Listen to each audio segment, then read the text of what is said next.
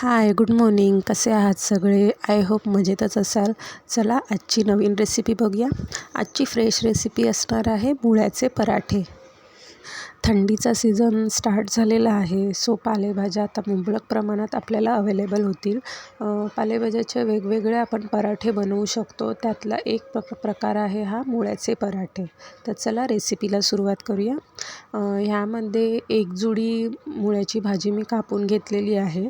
त्याची अर्धा वाटी मी इथे पराठ्यांसाठी घेतलेली आहे. अख्खा मुळा असतो तो आपल्याला किसून घ्यायचा आहे आणि जी पानं असतात ती आपल्याला अगदी बारीक कापून घ्यायची आहेत, जेणेकरून चपाती आपल्याला लाटताना, पराठे लाटताना काही त्रास होणार नाही. तर मी एकदम बारीक कापून भाजी घेतलेली आहे. त्यामध्ये मी हळद, चवीनुसार मीठ, तिखट मसाला आणि थोडं गरम मसाला पावडर टाकला आहे. आता आपण ह्यात गव्हाचं पीठ ॲड करणार आहोत.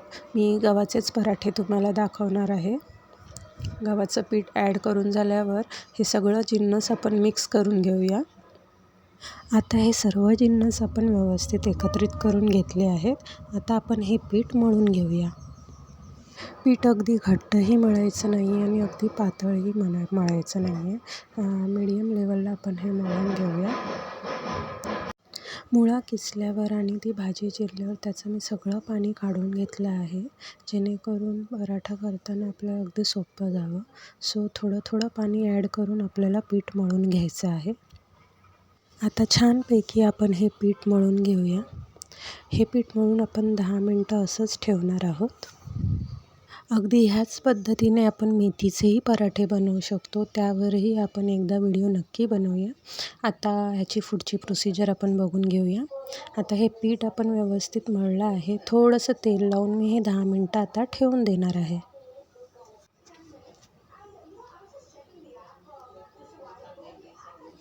आता 10 मिनटानंतर ह्या पिठाचे आपण छोटे छोटे गोळे करून घेऊया आणि पराठे लाटून शेकून घेऊया.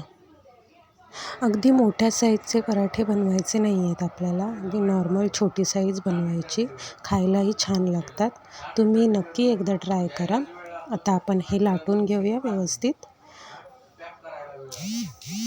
आता आपण व्यवस्थित लाटून घेऊन हे शेकून घेऊया. शेकताना मी ह्याला तुपाचा वापर करणार आहे.